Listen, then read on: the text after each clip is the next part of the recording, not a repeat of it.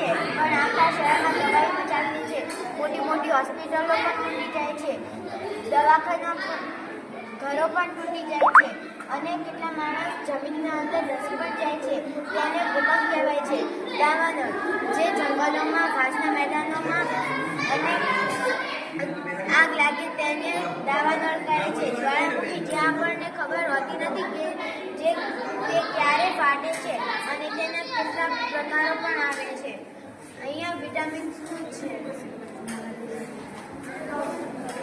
અહીંયા આપણે વિટામિન્સનો ચાર્ટ જોઈ શકો છો, જેમાં ડી વિટામિન્સ છે.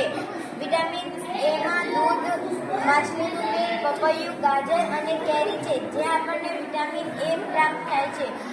વિટામિન બીમાં ઘઉં, ચોખા, યકૃત છે, જે વિટામિન બીમાં છે.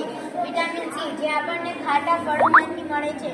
વિટામિન ડી માખણ, દૂધ, માછલી, યકૃત અને સૂરજના તડકાથી આપણને વિટામિન ડી મળે છે.